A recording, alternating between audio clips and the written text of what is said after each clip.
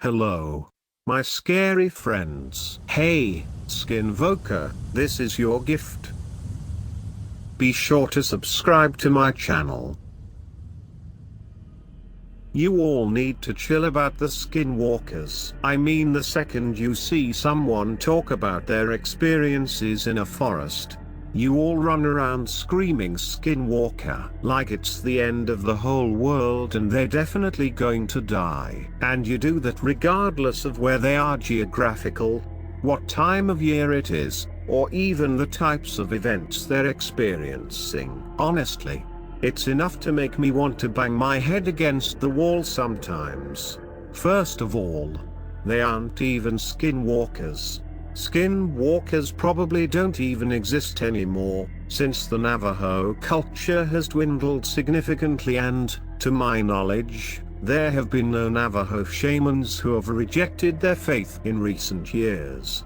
It's possible there's one or two still around, but they're going to be low in number, and in northeast Arizona and parts of New Mexico, they're desert dwellers and aren't even found in forests.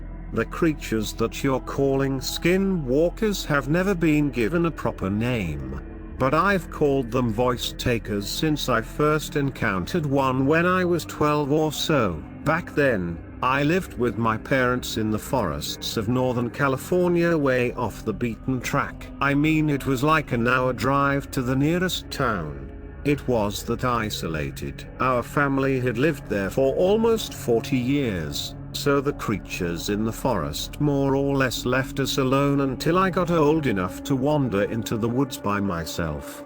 They were always curious about me, and more than once I had one knocking on my window in the early hours of the morning. But I don't count those as encounters because I was never in any real danger. The first time one properly got to me, I was 12 years old and out in the forest alone for the first time. It was my first year going to school instead of being homeschooled by my mother, and I, like most 12-year-olds, hated school. So I went into the forest to blow off some steam. It was getting dark already and was approaching sunset, which is important because voice takers, like most of the creatures in the forest, are nocturnal. I was walking along one of the trails, not paying attention to where I was going, when I heard someone call my name. They sounded just like my mother, so I called back, "Mom," and, of course, it called to me again. Let me just say that this voice taker was smart. In fact, it was the smartest voice taker that I've ever come across. Most of the time, they aren't much more intelligent than your average dog, which is why they usually imitate animals. That's just as effective as using a human voice. You would not believe the number of campers who will follow the sound of a dog barking in the forest for miles. Anyway, it was calling me from the direction of my house. So, of course, I turn around and start heading back towards the house and towards the voice taker. It's still calling me, and I'm yelling back every couple minutes. And then it says, "Alicia, I can hear you. Come over here."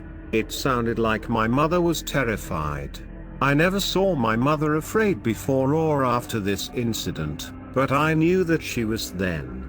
This voice taker does fear and anxiety really well. By the way, before I moved away from that house, I could pick it out of a crowd because it always sounds hurt. So I start panicking a little, not knowing why she was upset. I could tell that my mom was off the path, so I stepped off of it and kept following the sound of her voice, all the while telling her I was coming and to just wait for me. I get to where her voice is coming from, and it's coming from right behind this big tree. I walked around it, and the voice taker was there. One of the things you guys always get right is that voice takers don't want to be seen. They prefer to stay hidden until the very last second, and there is a damn good reason for that. They are ugly and awkward and won't pass for anything besides a voice taker when you lay eyes on them. This one was standing upright with its back against the tree, with its huge circular mouth hanging open, hump-backed with its shoulders at an awkward angle. One of its legs had been broken at some point and it was standing awkwardly. It was scary as hell to hear my mother's voice echoing out of that gaping circular hole is called a mouth. "There you are, Alicia," it said. I tried to run away, obviously, but it grabbed me. It wasn't much larger than I was, and it was skeletal and weak looking, but being grabbed by it felt like I was being held by an adult 3 times my size. It threw me to the ground and climbed on top of me. That mouth expanded vertically, and then the rest of its body did too, like it had a zipper from the top of its head all the way down to its belly button. Flesh peeled backward and opened up, exposing the inside of its body. The bones went too, the ribs and skull flexing like they were made of rubber. It was hollow inside except for these pale sacs of flesh that hung pulsating from the inside of its rib cage and what looked like tonsils in its throat. I was trying to scream, but by then the weight of its body had pressed all the air out of my lungs. My heart was pounding so hard it felt like it would burst out of my chest, and I couldn't move my arms or legs. Those pale organs inside of its rib cage started to grow and reach toward my face, and my adrenaline spiked so hard I felt my consciousness tried to leave my body. It gave me a needed boost of clarity and awareness of my body. I managed to get my legs up against the voice taker and started kicking the inside of its torso, contorting my body to keep my face as far away from its organs as possible. After a couple of seconds of that, it shifted to hold down my legs and I got my arm loose. To this day, I don't know why I thought it was a good idea, but I reached out and punched it in the tonsil. It screamed so loud and in so many different voices all at once that my senses almost couldn't handle it. It was like being blasted full volume with every action movie fight scene all at once. My ears started ringing and I actually thought I had died for a moment. Then I realized I was still alive and I punched again, hitting the other voice sac this time. The same thing happened again, and the voice taker was finally stunned enough to loosen its hold on me a little bit. I kicked it off of me and got to my feet. I seized the nearest large stick and hit the thing in the head twice. Then its zipper started to close up again. Instead of leaving well enough alone, I grabbed whatever I could from the ground and stuffed it inside. Rocks, leaves, beetles, flowers, pine needles. It all went into that voice taker. I wasn't able to get much in there, but what I did manage was enough to make it retch and spill open again, its body literally turning inside out. While it was lying there writhing and flapping like a demonic manta ray, I stood up, still holding the stick I had used to beat it, which is when I noticed there were 3 more watching me from the tree line. At this point, it was almost fully dark, but I could make them out because my entire body was aware of their shape now. Like how you instantly recognize a snake when you see one. I was dead terrified. But I was angry too at that point, and I knew they wouldn't just let me leave. So I screamed as loudly as I could. "What the hell do you want? I'll beat you all too." But none of them approached me, and after a few seconds, I backed away from all 4 of them. When none followed, I took my new stick and ran all the way back to the house. I was bleeding from the ears and temporarily deaf for about 10 minutes afterward, and sometimes I still hear ringing in my ears because of it. The voice takers never tried to lure me away ever again. I would tell you that I don't know why they all didn't pile onto me that night and kill me, but that would be a lie. I won't tell you why right now though. If people ask, I might explain later, but for now, Let's just say that there's a whole lot more than voice takers in most forests, and they're like coyotes or foxes in terms of the food chain, mostly feeding off scraps and remains other creatures leave behind. I learned later that their diet mostly consists of leaves and grass, that they only go after humans and other large animals during their breeding season, which begins in late summer and extends to mid-fall. The other thing that I learned later is why punching that voice taker in the tonsil. They collect sounds in the sacs in their throat. I don't know how, but they literally capture voices and release them back out. The voice taker that attacked me must have been hanging around the house for months or years catching fragments of my mother's voice in order to catch me off guard. When I punched those sacs, I released all of the sounds that the voice taker had stored up. It was the equivalent of punching someone's breath out of them, but like I had actually managed to collapse its lungs. Now, obviously, I don't recommend dealing with voice takers this way, since you'll probably just be eaten by others even if you incapacitate one in this way. Instead, if you think you're being attacked by voice takers, set up speakers facing outwards from your house or campsite and play something with a whole bunch of voices in it. Sitcoms and comedy shows with ensemble casts are best, especially if they have a laugh track. The voice taker will be so preoccupied with collecting new voices and sounds that it will probably stop trying to attack you for that night. And then instead of hearing the voices of your friends or animals calling you from the woods, you get to hear snippets of dialogue from the office for a week or so. It's good fun, and a lot less difficult to explain away. Plus, you'll give the other creatures in the woods a laugh with it, which is always a good first impression.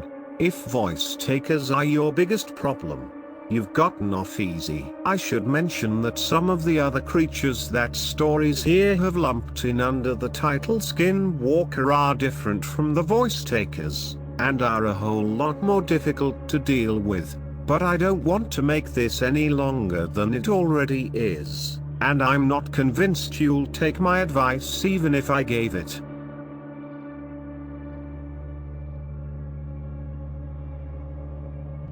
Hello, friends. My Skinwalker friend is also a wizard. Be sure to subscribe to my channel. Skinwalkers are something that it is very hard to find information on. There is no Wikipedia, and the people who live on the reservation who really know what is going on don't talk about it and don't have the internet. Even non-natives in New Mexico follow this taboo and will refrain from talking about this subject. All tribes all over the world have different names for this same sort of paranormal creature. North America, South America, Europe, Asia, Australia. They lurk in the folklore of all of our cultures, and they are real. I'll begin by saying that I am a New Mexican. My family on my father's side has been here a long time, and amongst other things, I am of Native American descent, but my tribe is from the north, not New Mexico. Back in 2009 or so, I went on a camping trip with two of my friends, who I'll call Rob and Alex, to a place called El Malpais, meaning the Badlands, which is about 30 miles south of Grants, New Mexico. This is about an hour and a half to the southeast of Albuquerque. This area is full of lava fields, and there are gigantic lava tunnel caves, almost 20 miles of them that have been mapped so far, which we were there to explore. Alex drove from Albuquerque, and it did not take us long to get to the first cave we were going to visit, which is a giant cave with a huge skylight in the roof. This story is about my experiences at this location in El Malpais. When we got to the area for the Big Tubes location, and we looked for a place on the lava field to set up camp, and this was difficult because the ground is made of jagged lava and it is so hard that the trails in the area are ancient and are sassy rock cairns that you follow to cave entrances. trails are not made out of dirt because there is hardly any dirt. This area is an unforgiving landscape and you follow rock cairns as trail markers because the ground is so hard that there are no walking trails to follow. The rocks here have a lot of iron in them, and this can drain batteries quickly and it makes compasses and electronics malfunction. On flight charts, this area is marked as a no-fly zone for airplanes. If you have heard of Missing 411, this is a place where people disappear and are never seen again, except rarely, bodies are found. There is no water except inside of caves underground, where even if it is 100 degrees above ground, it is always freezing underground where you can find big ass icicles. For these reasons, not many people go to visit and hike in this area. People do get lost and die here. If you do a Google search for people missing in El Malpais, New Mexico, you will see what I mean. So anyway, we searched for some time and we eventually found a small area where the ground had dirt and not rock on the lava field where we could set up our tents. Luckily when we left the campsite, I hung some chemical lights in the gnarled trees near where we set up our tents. We then went into the caves for the whole day and came out at night. The caves extend for miles and we spent many hours exploring them. In some parts, the cave opened back into the air into these giant half-collapsed tubes and you could see rock bridges spanning the gap going off into the distance. At other places, we wiggled out of cracks and came up in random spots in the desert. In one part I crawled alone into this tiny crevasse that I could barely wiggle through on my stomach with my arms out in front of me. After about 50 feet it bent 90 degrees and went upwards, so I rolled onto my back, and I was able to look up and see that the very small tunnel I was in continued straight upwards another 50 feet or so into what looked like a cave that I could see light in. I did not feel it would be safe to go upwards and I was so cramped that I could hardly move, so I backed out of this crevasse feet first on my stomach with my arms in front of me and met up again with Rob and Alex who had been exploring other parts of the cave.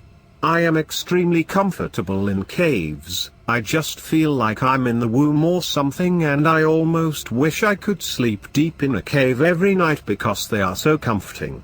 I'm not scared of the dark and I am absolutely not claustrophobic at all. The only animals we saw in the caves were some spiders and a lost bat that was in the very bottom of the cave and seemed to have lost its way. When we at the very end of a cave before we turned back to begin the long underground journey back, we were drinking in this other small side cave that was just big enough for the three of us to sit cross-legged, and I asked my friends something like, I wonder if there are skinwalkers here. My friends are very New Mexican, and they understand the skinwalker taboo, and they told me to not talk about that and shut up about the topic immediately, so I stopped. We left the cave and got a bit lost finding our campsite, and we wandered around the lava fields for maybe 30 minutes, but we eventually found it. Thanks to those nearly dead glow sticks that I had hung in the trees earlier before we had left. We made a fire, ate, drank, played music, and hung out, talked around the campfire before going to bed. The next morning, we all got up and it was a nice morning, and we packed our campsite, and then checked out some other nearby smaller lava caves, and then headed back to Albuquerque in the afternoon. All in all it was a great trip, super fun adventure. When we got back to Albuquerque, one of my friends, Alex who drove, told me that he had had a strange experience. He said that that morning before we packed up and left the first cave, he woke up to go to relieve himself. He urinated and turned around, and he said that there was an old Indian man who looked scraggly who he noticed about 50 feet from him, who morphed from a coyote to a man in rags and rapidly, supernaturally rapidly from his description, came up to him as if he was zoomed closer, got right up in his face and asked, Can I have a ride to Albuquerque? My friend said that he had felt frozen and this is the last thing he remembers before waking up later in his tent. He said that he woke up in the tent after this and was not able to tell if it had really happened or if it had been a dream. He said though that when he woke up to go to the bathroom in his dream, there had been a thin layer of snow on the ground blanketing the whole area. By the time we all woke up and packed our things up, this snow cover was almost all gone and melted, but it had clearly been more prevalent earlier before we woke up. This little detail makes me think that my friend was not actually dreaming. Anyway, let's fast forward about 6 years to several months ago. I do photography now with friends, and it's our hobby to leave Albuquerque around midnight and drive for a couple of hours to go to ruins or neat geographic features to do some night photography. I went back to these caves with a different group of friends, 2 girls and one of my best buds, Roger.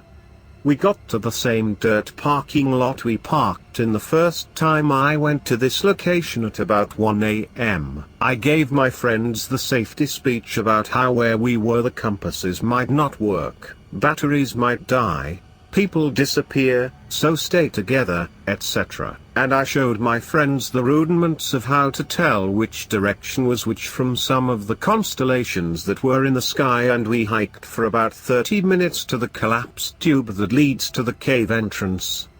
This area is just a jumble of boulders that goes for hundreds of yards before getting to this enormous maw of the cave big enough to drive like 5+ buses through. My friends, Roger and the 2 girls, did not make it as far as I did. The terrain was extremely treacherous, especially for night time since all the ground was made of broken jagged rocks. So moving 50 feet or 100 feet actually took quite some time, and you had to be very careful to not break a leg. The first time I went to this cave with Rob and Alex, we had dropped down into the collapsed tube from the top after crossing the rock bridge and sliding on our asses down the embankment on the sides. This was a major shortcut because you did not have to traverse nearly as many boulders to get into the cave through. Once you were in the cave, the ground in many parts was all boulders from the roof slowly eroding. This time we went the normal person non-medieval long way and dropped into the collapsed tunnel some way from the cave, and then we started to slowly make our way towards the cave entrance. My 3 friends were pretty overwhelmed, so they went for some ways, but we still could not see the cave entrance, so they stopped before this giant stone bridge that goes over the tube. Further along around the corner, you got to the cave entrance. I continued on and I photographed the lava bridge from the opposite side and then made my way to the cave opening alone. I had planned on going into the cave alone, but as I was there just outside the entrance, I stopped and started doing some more long exposures with my DSLR. So if you try to imagine the setting during these shots, I was just there along taking these long 30-second exposures with my light off. I was far enough from my friends that I could not see them because they were back around the bend, and I could only hear them if they yelled, and we would check on each other every few minutes. I remember just sitting there with no lights in the bottom of this big-ass collapsed lava tube waiting for my exposure to finish, and the mouth of this cave was just blacker than black and enormous, like 50 feet tall and a 150+ feet wide. I'm pretty brave, but at a certain point I felt uneasy and it was so quiet. It was like the cave entrance just absorbed all sound. Animals don't really live around here, so you don't have many lively sounds. Experiencing the cave entrance at night like this was much different than my first experience when it had just been this awesome, huge, brightly lit, beautiful natural wonder, not a giant mouth that I felt would swallow me if it had the chance. I took some more photos, hiked back to my friends, and we headed back. Again we got lost coming out. Finding 3-foot-tall stone cairns at night is no easy prospect. I was able to navigate us by the stars, and we were back on the Cairn Trail within about 5 minutes though, and so we were able to find our way back to the truck without too much incident. I ended up only getting one good photo of the rock bridge, but it was worth it. When I tried to photograph the cave entrance, it was so wide that my widest wide angle was not enough to capture it all, and finding a position in that boulder field had been hard, and setting up your tripod on a boulder field where each leg has to be a different length is pretty hard. Just finding a position to photograph really had to be strategized, because like I said earlier, moving even 100 feet was such a chore. We started the truck with me and Rog in the front, and the girls in the bed under the camper shell, and we went down the first dirt road back to civilization for about 3 miles. This road had been difficult for the little truck on the way in, so Rog was happy we got through it with no incident and made it to the T where this road met up with another more easy dirt road, and Roger got out of the cab and went to the back and pulled tailgate down, and we were just hanging out. We were only stopped here for about 1 minute because of what we ended up hearing. Where we stopped was about 3 miles from the campsite where the previous experience happened. My male friend and I got out of the truck and had just sat down on the tailgate. Very soon after we stopped, there was a very loud whistle from the desert in some trees and bushes maybe 50 feet from us. This was frightening because the whistle was definitely a person who was obviously an expert at whistling, and it was 4 a.m. and we were in an area where hardly anyone lives for dozens of miles, and people hardly ever came here because of the difficult terrain. There had definitely not been any vehicles or signs of people at all. And we were still many miles from the small paved highway. I can remember looking towards where the whistle was coming from, and I was just like, what is it? Because there is no reason a person should have been out there. The road that we had just been on was a dirt road that ended at the caves we had just visited, and there had been no other cars, and the dirt road we were at tea with was a road to a desolate wasteland that hardly anyone ever goes down. When I heard this whistle here, it really suddenly and strongly reinforced what my friend Alex had said about his morning visit to that first trip to this location, and it really creeped me out. Only Roger heard this whistle. The girls in the camper shell, luckily, did not. I told my friends that we needed to go immediately. I closed up the bed of the truck and we got out of there. The rest of the ride was uneventful. I thought I'd start with this, my mellowest creepy NM experience. For anyone who has studied Missing 411, this area of New Mexico, El Malpais, is notorious as a place where people go missing and are usually never found. I really don't have too many doubts about what happens to them after the experiences I have had in this state out in the desert at night.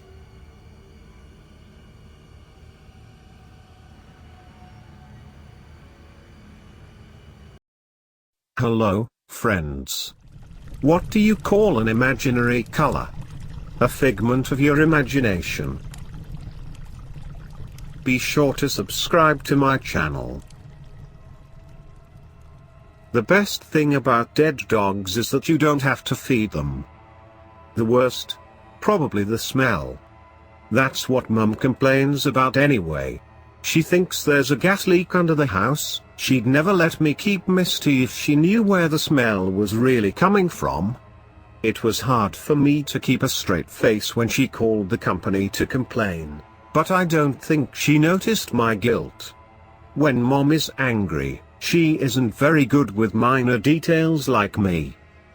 This all started about 2 months ago. I wanted a dog. Dad wanted a dog. Mom didn't want Dad. So we got a dog and called ourselves a happy family. Misty was a lean greyhound with a white patch on her chest like a plume of lace. I thought she looked like an alien because she was so skinny, but that was part of her charm. She was pretty skittish and didn't like being held, but she could always sense when I was feeling down and would run to plop her head in my lap. Misty was the magic pill that was supposed to fix my family, and it worked for a while. Whenever anyone raised their voice, Misty would start scampering around or whimpering and the argument fizzled out. It didn't matter which side was right, if you scared Misty while trying to prove your point, then you've already lost the moral high ground. My parents adapted. They learned to fight in a chilly monotone that was even worse than yelling. Misty could sense the tension in the air too, and I know it made her nervous. I tried telling my parents, but they insisted that they were speaking in ordinary voices and that I was imagining things. What could a 12-year-old boy possibly understand about grown-up matters or animal psychology? Well, here's something I learned. Nervous dogs have accidents inside the house.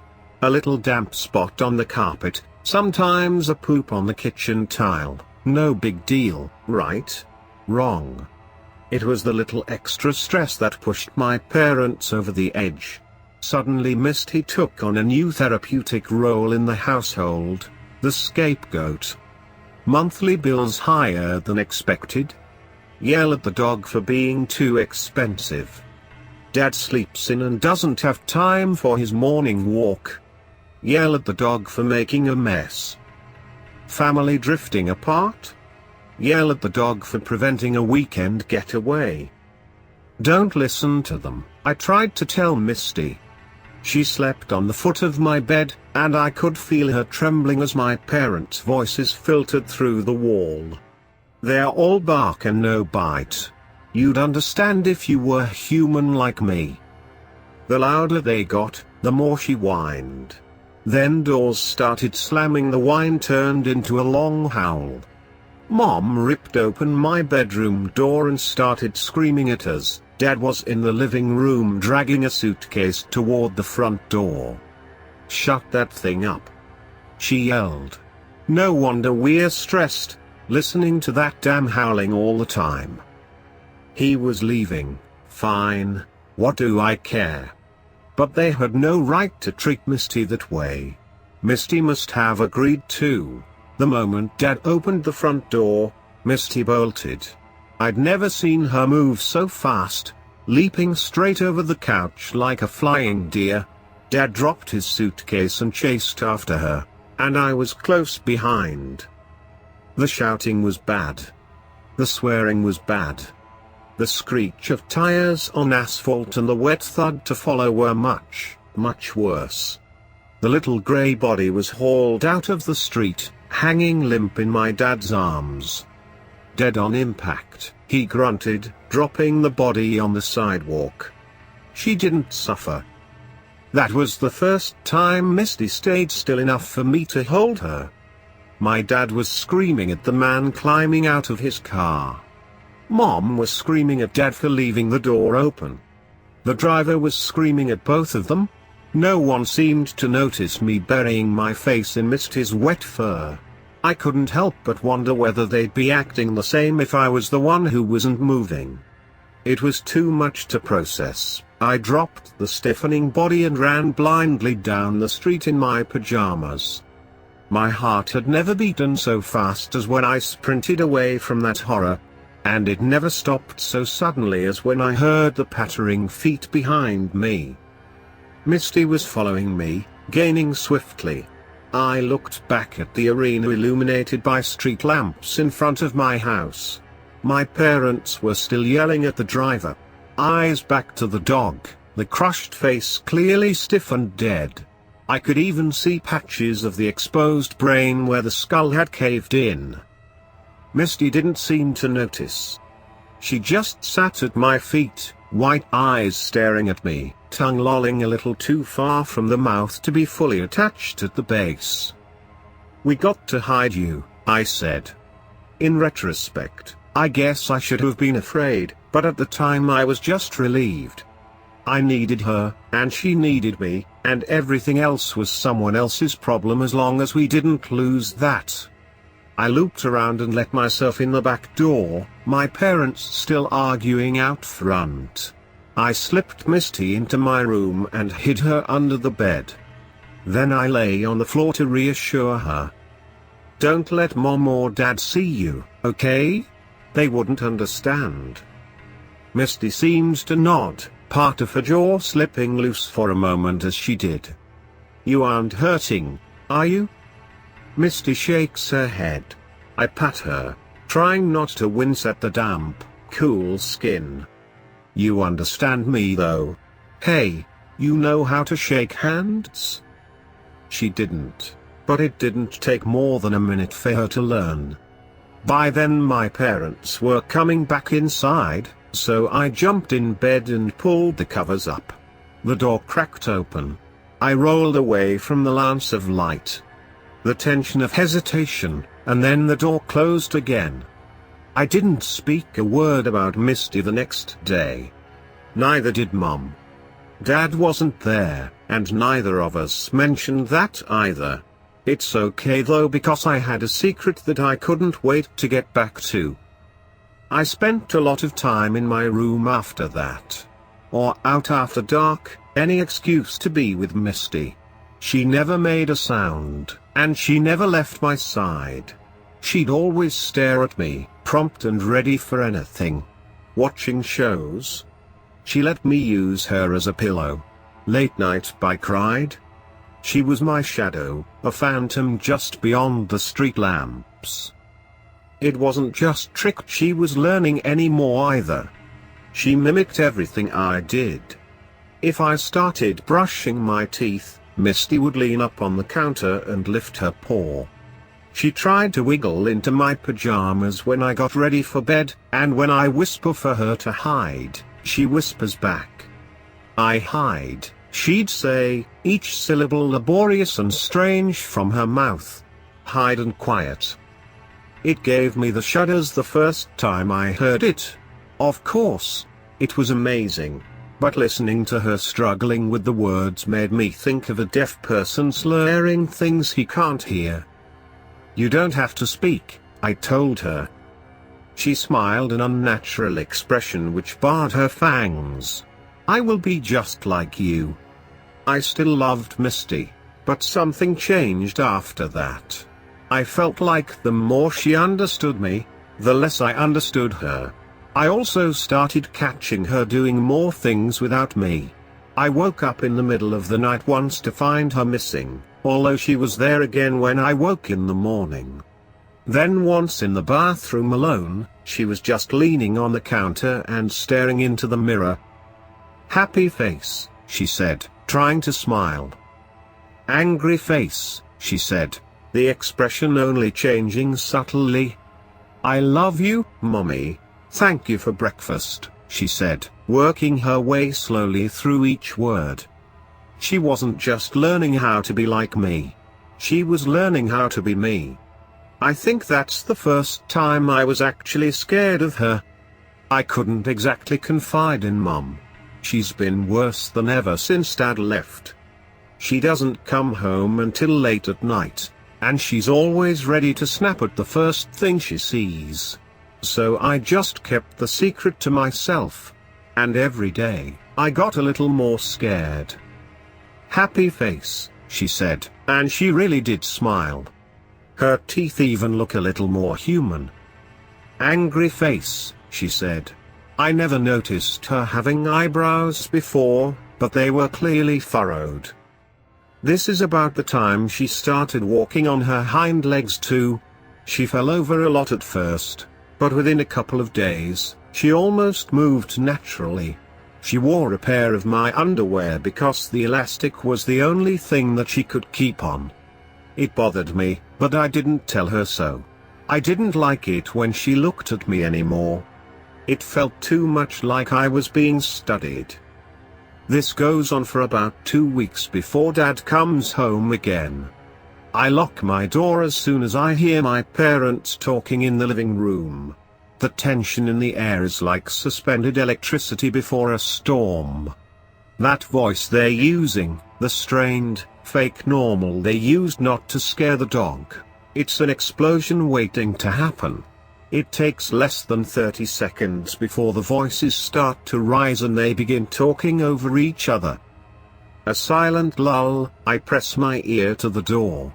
Then I flinch as something glass smashes, a picture frame maybe? Run, the voice under my bed whispers.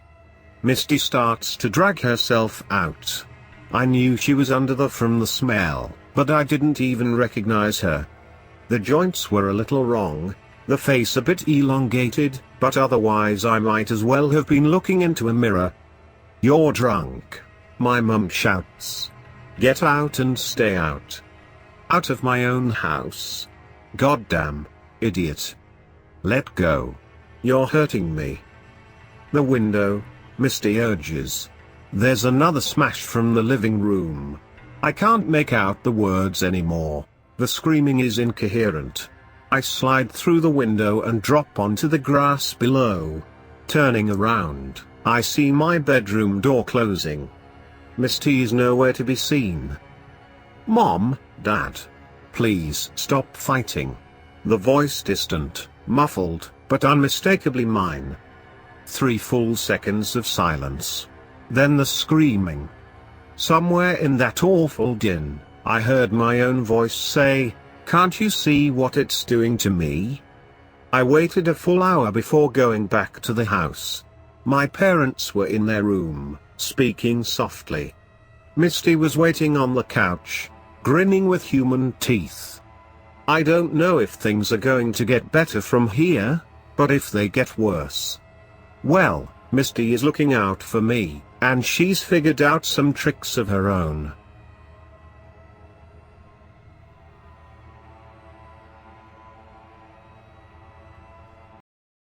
I'm inside the book. One moment, I'll deal with this. Oh.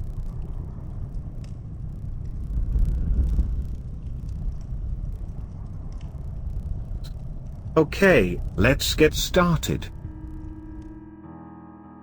Long, long ago, before there were roads and cities in the Great Sonora Desert, before the time of the Wild West, before even the earliest European settler landed on Plymouth Rock, there lived a medicine man and his son. The healer was one of prolific fame. His deeds and exploits were known all across the Navajo lands and beyond, and war chief and villager alike were quick to visit the learned man whenever they fell ill or injured. His son, a dashing young lad by the name of Matu, Coyote in the Navajo tongue, was just as well known amongst the tribe's people. However, it was for different reasons, for the young apprentice was known across the land as the most prolific womanizer in the entire desert. While their warriors and the elders visited his father for healing, their wives and daughters visited Matu for other more pleasurable reasons. As much as the old medicine man's fame grew, so grew the infamy of his boy's exploits. The lad slept with literally every lady in the land and her mother, regardless if they were married or not, which brought the enmity of many powerful warriors and chiefs. It pained the old man that his son would more often than not neglect his training as a healer to get in all sorts of trouble due to his relentless skirt chasing, so the medicine man set Matu on a spiritual journey into the farthest reaches of the desert. This was so he could finally learn the ways of the shaman and use said enlightenment for the betterment of his life and the lives of other people who might need the assistance of a powerful healer. For 4 months, the boy was supposed to journey into the large sandstone cliffs of the desert in search for the juice of a mystic cactus, one that was said to open the mind and body to the spiritual plane and its influences. This would heighten the drinker's perception and awareness of the mysteries of life and death, a necessary skill for a proper Navajo healer.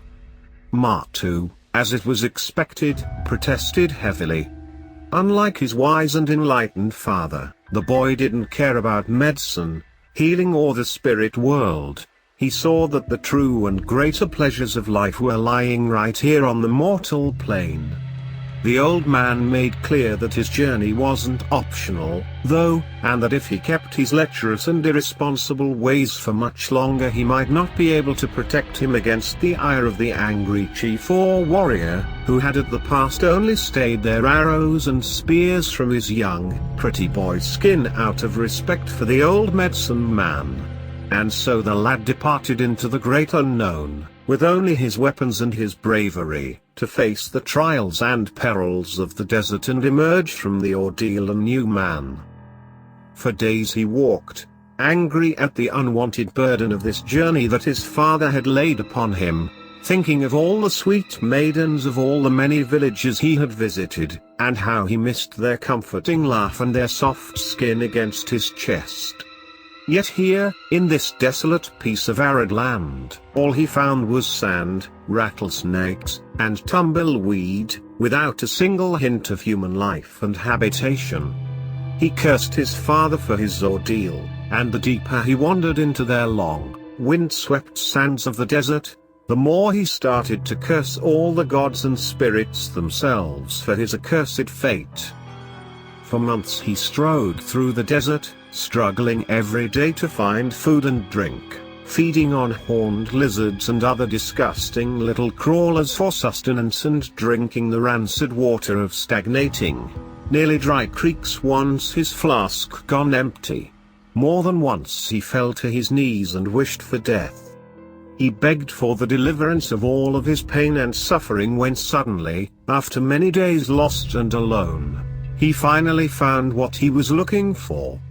The cactus, at first, looked small and unremarkable, but he recognized it nearly instantly as he gazed upon its singular pink flowers.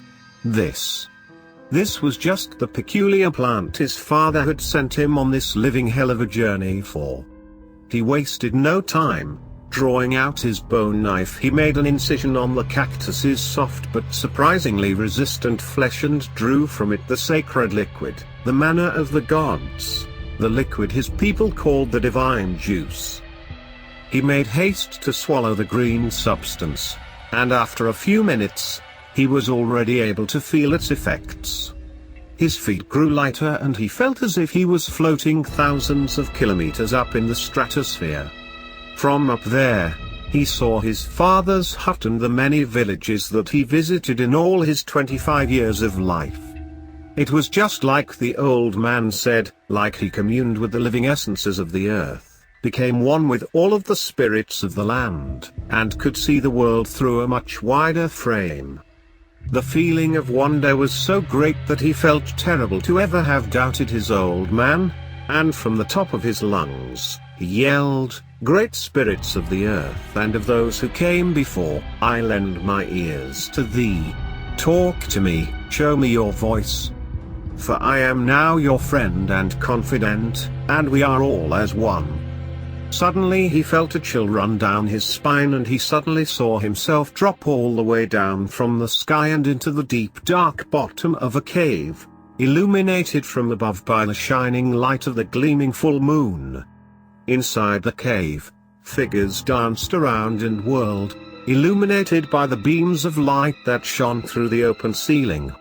Incorporeal entities, all of them, spirits, and when they finally got around to speak with him they all erupted into hysterical cackles. The boy was baffled by the mockery of the beings, and in his confusion, asked the entities what was the reason behind such accusatory laughter. "Great spirits," he said.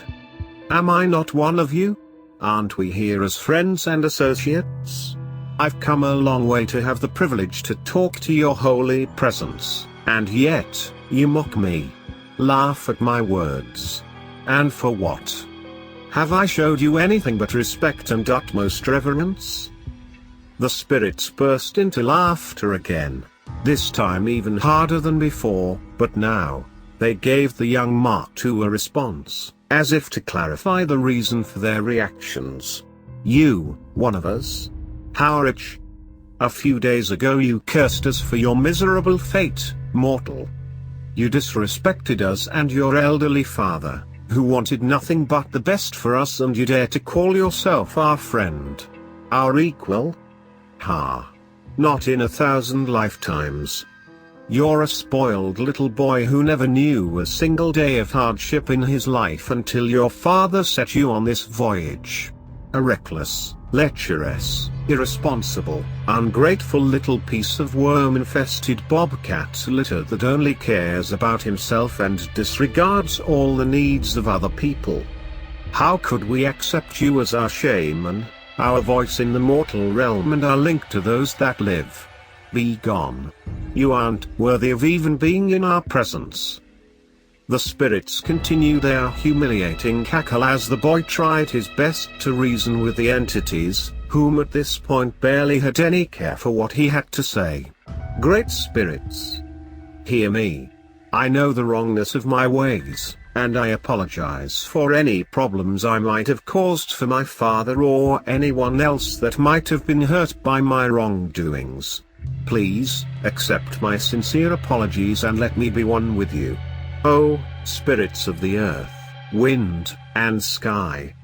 Haven't I proved myself worthy after all of this ordeal? Isn't there any way for me to earn your respect once again? It was as if he hadn't said a word, for the spirits simply continued to mock and deride him, taking immense pride on seeing his cockiness and pride shattered into pieces as they continued their otherworldly roasting of his ego. Earn our respect again, mortal? Ha ha. You've never ever had our respect, to begin with. For we are eternal. We see all that was and everything that will be, and from the day you first drew your breath in the mortal world, we knew you were a worthless, despicable, arrogant whelp. You caused nothing but pain to all of those you knew, for even your mother's life you took in your birth. It was your father's mistake sending one as unworthy as you to converse with us. For what he did out of love, not of reason, and we all know that nearly all of mankind's foolish decisions come from this crazy little thing called love. Leave now, and let us be. Martu felt all of his will sweep from his body as the powers that be laughed at his suffering and pain, and scorned any of his efforts of redemption. It was then that, suddenly, he heard a voice, but not a grave and celestial voice, like those emanating from the many spirits who whirled playfully around the moonlight. No. This was a soft and inviting voice, the voice of a female, and he felt her words caress his ears as if every phrase was a passionate kiss. Pay them no mind, my dear, said the female voice. These spirits are old and bitter. They've spent way too many eons drifting around the fade without a single distraction to relieve them of their everlasting boredom, and now, they found on you a convenient vessel for their petty frustrations. As for me, I'm different from them, and baby, I'm all ears. The female voice was soothing, calming, and almost instantly brushed off all of Martu's frustration from his face. It was almost as he could see the woman whom this voice belonged to. In his mind, he imagined her as the most gorgeous lady a man could ever hope to behold, leagues ahead of any chieftain's daughter or dancing festival maiden he ever knew, and right now, he felt like he had her undivided attention on him. Noble spirit, he spoke, I came to honor my father's wish and become a medicine man. I want to heal the sick and tend to the wounded, to take care of my people and all of those that might need my talents. The enticing female spirit laughed, yet her laugh was different from that of her fellow higher beings. It had no scorn on its tone and felt so warm and happy that Martu suddenly realized he was laughing as well. Tell me the truth, dear, is this all you want in your life? Whispered the spirit into his ear as he felt the warm draft of air enter his auditory tube and brush softly against his eardrum. He opened his mouth to answer but suddenly felt a ghostly finger lay in his mouth. Shush, dear, said the spirit. Wouldn't want this rabble to hear us speaking, right? Come on, lay your head on the ground, wake up from your trance. Let the two of us speak. Privately, Martu felt two hands gently caress his upper body as they drew him closer to the unseen entity, and he gently closed his eyes as he felt his head rest upon the spirit's invisible lap. You see, Matu didn't pay much attention to his father's teachings, for if he did, he'd have known to decline the offer of that alluring voice, as, while there were noble and righteous spirits, there were also those whose favorite pastime is causing all sorts of mischief, and what our young apprentice ran into in the middle of that peyote-fueled trance was none other than the most dangerous of them. He woke up later that night as if only a few minutes had passed since he met the spirits on the cave during his dream session, something he or everyone would have thought impossible. Looking at him from above, gently stroking his long, raven black hair was the most beautiful maiden that he had ever had the hope to see, even more beautiful than the woman he imagined during the dream. He rose from her lap to meet her seductive gaze, her eyes like two stones of amber gazing right into the fires of his soul. Mesmerized by the gorgeous apparition in front of him, Matu stuttered, "Wah. What's your name? Wow. My lady?" The lady ran her hands down his cheek and smiled. Natsidlozii. It was an odd name, as Natsidlozii means the roadrunner bird in the Navajo language, but again, he was called Coyote, so who was he to argue on strange names? Even though confused, and absolutely hexed by her beauty, Matu regained some of his composure and found the courage within himself to ask, Where am I?" He looked at his surroundings for a very brief moment, for he couldn't bear to take his eyes from this fabulous stranger. "You called me," answered the woman, "so I brought you to my sacred grove." He looked again at his surroundings and realized he was inside a deep grove of tall saguaro cacti, and sat with this otherworldly beautiful woman in the middle of a clearing adorned with offerings, carvings, and symbols. It was then that reality hit him right in the head. You're a spirit?" he asked, to which she answered, again flaring at him an inviting smile. "They call me the granter of forbidden wishes and the holder of forbidden knowledge. For many eons, people of all sorts have come to my grove looking for whatever it is their heart desires, or whatever it is their minds strive to learn. Tell me, dear, what is it that you want most? What is it that you desire, deep inside your heart?" Matu felt so entranced by the apparition that he almost said, "I only want you," but on an uncharacteristic bout of wisdom, restrained from saying that. He reminded himself that what lay in front of him was a spirit, not an actual woman, and the minds and thoughts of spirits are too alien for humans to even think about understanding. "I want all the knowledge to be a healer, to be able to cure myself and everyone in need, to gather all the knowledge that was passed by the spirits to my father and use it for the greater good. Can you grant me that wish, my most venerable spirit?" The lady lay her arms around his shoulders and smiled, edging her face closer and closer to his as if she were about to kiss him, and said, "Darling, I could do even more than that.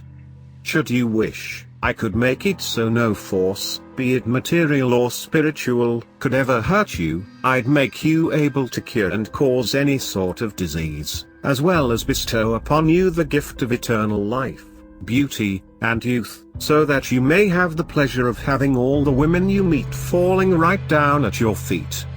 Would you want me to do that? I could do that and more." He smiled as wide as his mouth would let him. After all that pain, he would finally both accomplish the task set before him by his father and earn the knowledge and the healing gifts of the spirit world. More? What more? He asked enthusiastically. "You'll be able to change your form to that of your totem animal and hear the voices of nature like the wild animals do, forever link with the spirit world as an interloper and ambassador. Tell me, darling, do you want me to do this for you?" He didn't even hesitate in answering. Yes. My dear and noble spirit, I accept the gift of your knowledge and power. Let me be the champion that I, and everyone wants me to be," he exclaimed without hesitation. The truth is, even though he tried his hardest to sound selfless, Martu just wanted all that limitless power for himself. The idea of living forever to his fullest, courting every maiden he came across, was his one and foremost desire, and the mischievous spirit knew that all too well. "Well," asked the spirit, "if I am to bestow you this gift, then we have to become one, as you might have already have guessed." The lad, a little confused, tried to ask what the mysterious being meant by that. "But how?" he asked. "Aren't we already one?" The spirit engaged in joyful laughter and answered, "Not quite. You see, you already brought me into your world for conversation, but for us to truly be one, you must accept my power within you, which, on our particular case, means..." She giggled as she came closer and shared with him a passionate kiss, all the while wrapping her legs around his abdomen. "I think you'll enjoy this, yes?" She smiled as he showed no resistance to her advances, and soon enough they were already tangled in the heated embrace of loving coitus, beneath the gleam of the shining full moon. All went in a blur after that night of mystery and torrid lovemaking, and Martu woke up the next day, confused as he wondered if the events of last night were all but a dream or a figment of his imagination. He was promptly reminded otherwise as he found himself naked inside a clearing on a large grove of the Sagaro. He dressed and all of a sudden he realized he was no longer stricken by famine or thirst, and all of his wounds and scars had suddenly disappeared. Could it be? He asked himself. A few seconds later he'd have the confirmation, for when he continued his way through the grove, he carelessly stepped on an angry rattlesnake, who was quick to strike back at his thigh. He gasped in awe as the venom dripped out of the bite and the wound magically healed itself, all the while he felt absolutely no pain. He was awestruck and promptly went on to test all of his newfound abilities. He proceeded to shoot and wound a mule deer with an arrow only to heal it instantly as he drew closer and touched the beast. He closed his eyes for a moment and through sheer willpower was able to turn into his spirit animal form, that of a large coyote, just as his name implied. He was overjoyed with the overwhelming sensation of power running through him, yet somehow, he also felt empty, as if something inside of him was missing. He tried paying it no mind and rushed back to his father's hut, which he could do now in a matter of days. His new self never got tired, and he could travel with twice the speed on his four limbs while on his animal form.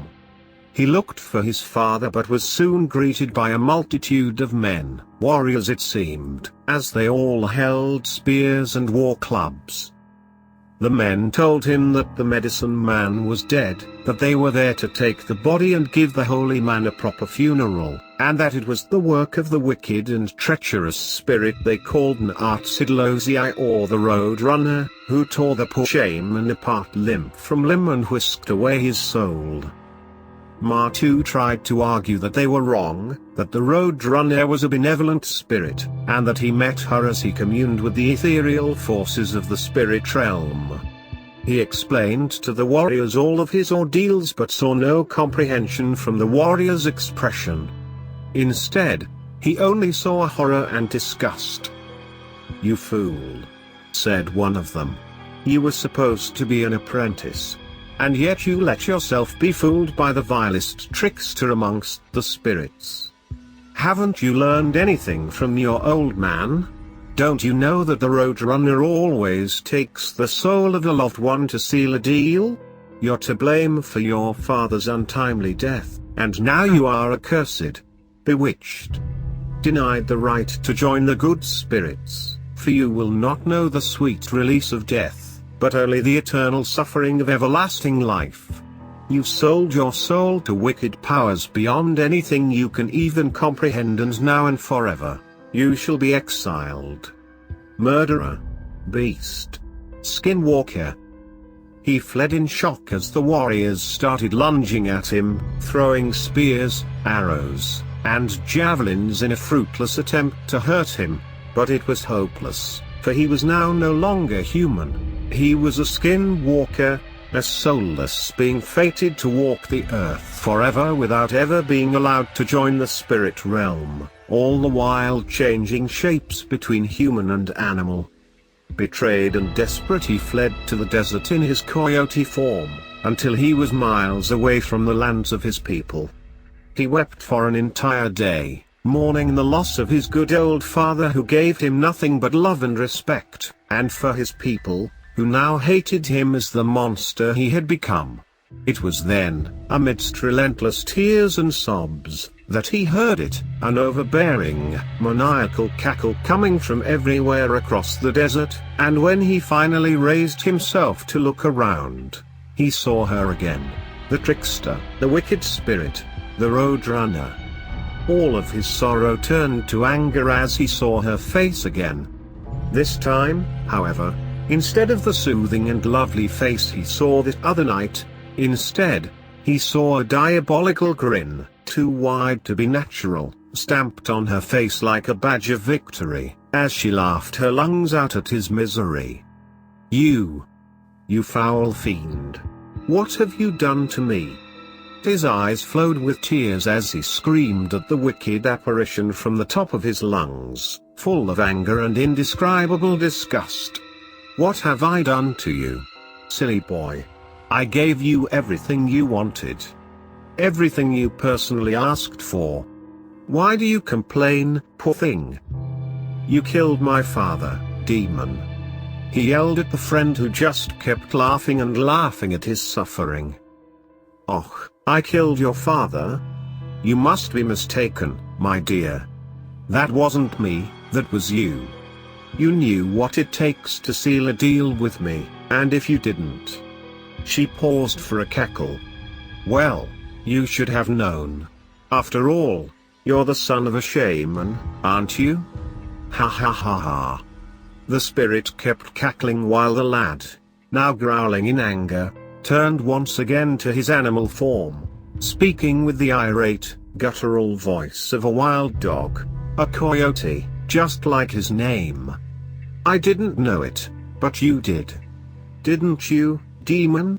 You were the one who tricked me into offering the old man for sacrifice. My own father." The roadrunner's laughter got louder and louder, and hunching her shoulders she answered, "Well, tough being you. Ha ha." As she said that on her hysterical laughing tone, her entire body started to grotesquely morph into that of a bird, a roadrunner, and she darted through the desert like no tomorrow.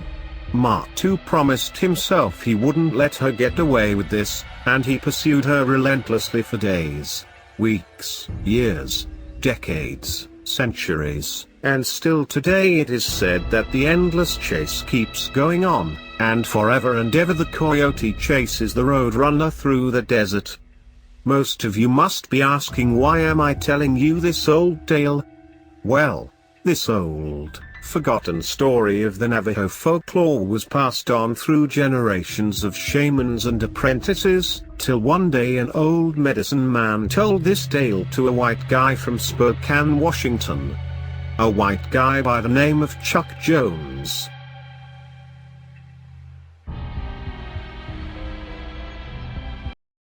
Hello, my friends.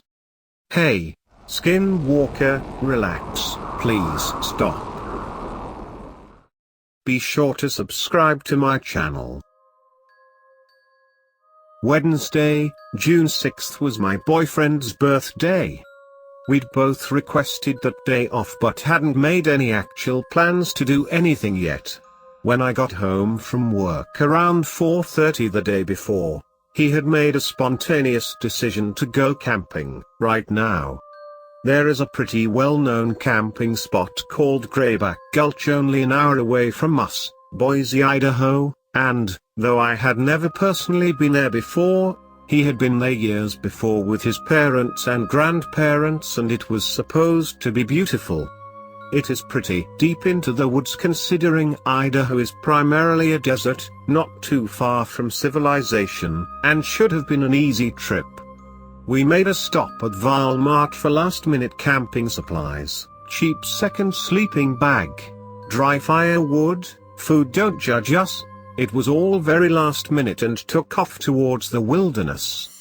We were in a time crunch because by the time we were packed it was pushing 6 p.m. and we wanted to make sure we got there before sundown to set up the tent. I sent a text to my mum with the location of the campsite and my boyfriend's license plate number, telling her we would be back sometime the next day. She is an amazing mum, but sometimes gets paranoid and I didn't want her to panic if she couldn't get a hold of us. She would. Unrelated but kind of funny, the last song we listened to before our radio cell service cut out was the front bottom song you used to say, "Oh, no," which ends with the vocals trailing off repeating no. I'm about to die over and over. It ended exactly as we hit the end of cell range, so after that, silence. We laughed about the seemingly ominous warning at the time and obviously kept going. After a relatively quick drive, we started seeing the signs for Grayback Gulch and pulled off into the entrance to the Boise National Forest. The path was closed, with a big no trespassing sign strung across the dirt road. We awkwardly sat for a few minutes deciding what to do. We were both in the mood to camp and we were already there, but neither of us knew of any other campgrounds in that area off the top of our heads. We were only a few miles from Idaho City, so we got back on the highway and kept going.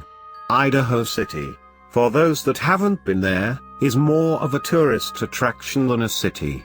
I've actually never been there while it's open, but it's basically one of those charming little historical sites with saloons and blacksmiths and whatnot set up for people to go see what old-timey life was like. There's also a small motel, a gas station, and a ranger station, so we headed to the ranger station for camping recommendations. A few minutes later we hit Idaho City and I shit you not, Reddit, the ranger station was closed. There was a piece of paper taped to the door explaining that it was their annual ranger field training day, so all rangers were out doing something else, and none of them would be available that day. Great. The only place that was open in Idaho City was a small market with an older woman working. She was nice enough but clearly not into the whole tourist scene. We inquired about Grayback Gulch and she informed us that apparently the bridge leading to that campground had collapsed about a year ago. She told us there were two options: pulling off the side of the road somewhere along the forest by mile marker 31, back the way we'd come, or going about 7 miles further to a place called Bad Bear. We asked which she would choose and she just said, "Oh, I don't camp here." We were both a little sketched out about the idea of just sleeping off the side of the road, so we loaded back into the truck and headed to Bad Bear. Bad Bear was very small but very pretty. It's not one of those campgrounds with an RV hookup and drinking fountains, pretty much just a dirt patch cleared for a tent. The forest was pretty thick, no hiking trails leading away from the site or anything, just the short path from the highway up to the campground and a nearby narrow stream trickling down the mountain. There were 6 or 7 plots marked for camping. Each one had a picnic table, a fire pit and a big metal pole with a hook to hang your food away from any bears. Like most campgrounds, there was a bulletin board at the entrance reminding campers to pick up their garbage and not leave any fires burning, along with envelopes and a drop box to put in your deposit.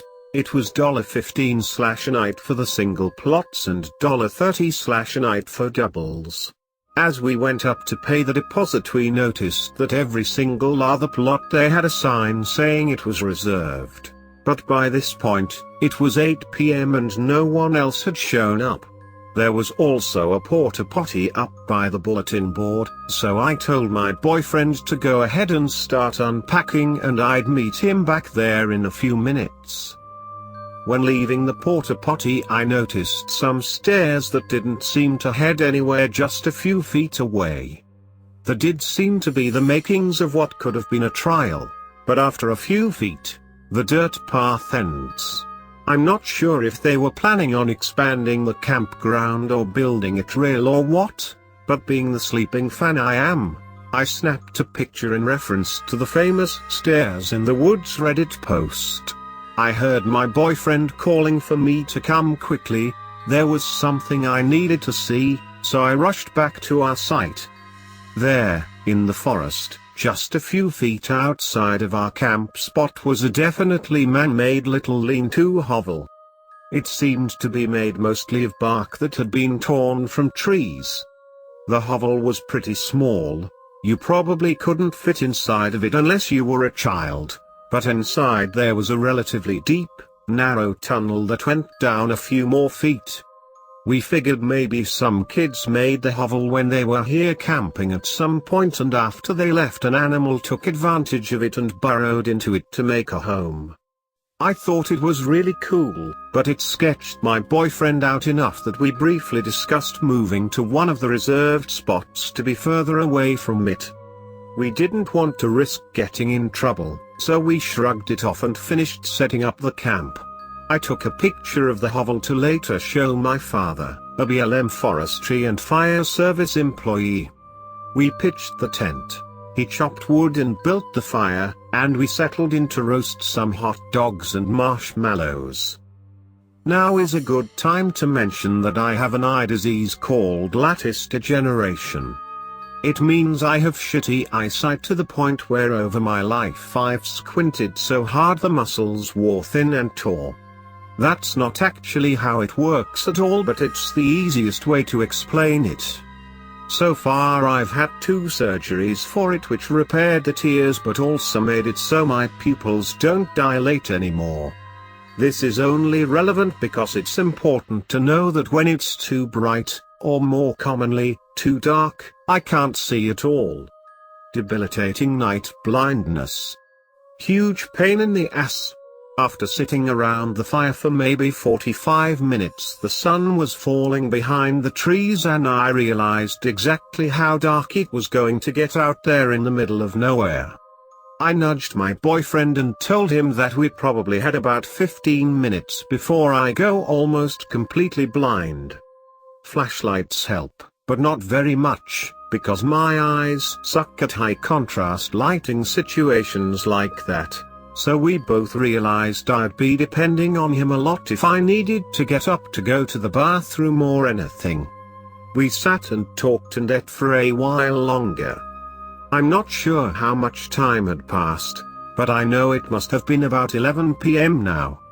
We were getting to the point where neither of us was really tired, but it was now completely blackout and we should probably turn in soon.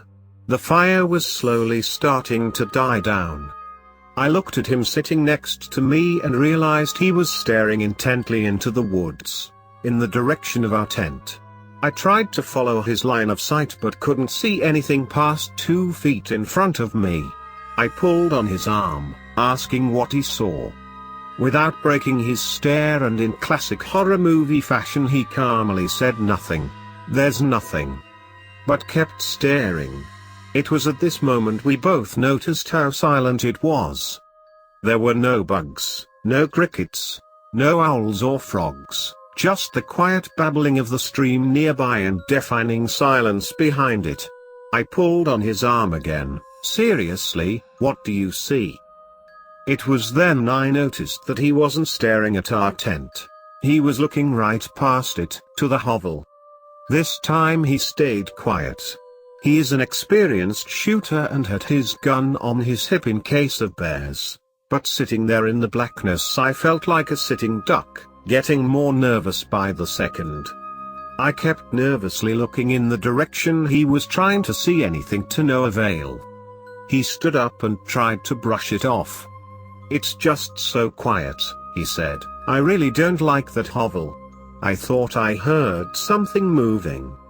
For some reason, this calmed me down a little. The idea of a raccoon or deer being nearby was comforting compared to the absolute silence. I told him that whatever lived in the hovel was probably just returning home for the night. I meant it to be sweet, but I don't think he saw it that way. I tried starting up another conversation about something else, but after a few minutes, he was staring intently again, scowling. Finally, in a quiet voice, he asked, "Would you be mad if we left?" Left? Like, pack up and drive home? Yep. Now? Yep. At this point, my heart was racing. I had no idea what he saw or thought he saw in the woods, and if anything happened and he took his gun and went to check it out, I would be sitting on a stump in the open, completely blind. I told him right now, I can't see. I need you to see it for me. That means I'm completely in your hands right now. If you think there's something out there, I have to believe you, because I don't know.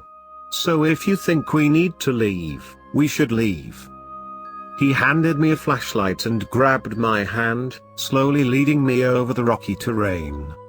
We gathered up our food garbage, snuffed out the fire, and started packing.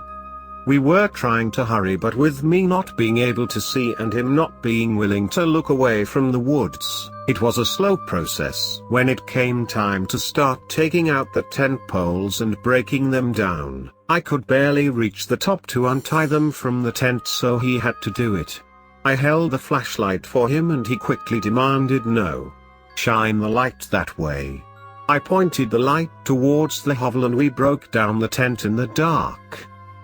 We were only a stone's throw from the truck, just on the other side of some bushes, so we made several short trips. We didn't bother putting the tent or sleeping bags away properly, just throwing them into the bed of the truck. The truck was probably only about 20 feet from the road, with just a line of trees for privacy blocking the highway from the campground. It was on one of these trips back and forth while loading the truck he heard it, a man's voice, coming from the road. We were definitely close enough that we would have heard a car and seen headlights, so we knew that no one had driven up. It went on for several seconds. It sounded deep, but definitely human, although it sounded like gibberish. He described it as if someone was on the phone, just one voice, speaking, waiting for a response, and then speaking again. We, of course, knew for a fact that even if someone had somehow snuck to the campground without us noticing, there was certainly no cell reception. We went into borderline panic mode, making one last dash to grab the last of the important things and bolting to the truck, probably leaving some last scraps of food and garbage behind. Sorry, Earth. We threw everything into the bed of the truck and sped off to the freeway towards home. We drove in silence for several minutes. I get nervous when we drive at night because I can't see the road at all, so it's hard to fully trust anyone driving when you yourself can't keep an eye out for animals crossing or potholes or whatever. We had the brights on, but it was still so impossibly dark and quiet as we were driving through the forest. I snapped one last picture and we drove straight home. Eventually, on the hour-long drive, we calmed down a little bit. He apologized for making us leave, but said he just had such a sick feeling in the pit of his stomach, long before he ever heard the voice. I told him not to apologize, that I was glad to follow his gut on this one. I jokingly told him that, based on everything we experienced, if I actually believed in that stuff, I'd say we encountered a skinwalker. His face fell and he got very quiet, so I kept talking. I told him how in creepypasta, skinwalkers live in the wilderness and mimic the voices and conversations they hear, usually to lure people away from the group so they can eat them or whatever. After a couple of minutes, he confessed, "That makes sense because it sounded just like my grandfather." He told me again how he'd been up camping in this general area before when he was a kid, with his parents and grandparents. He even remembers staying at Bad Bear once, but his father had horrible nightmares all night, so they never went back.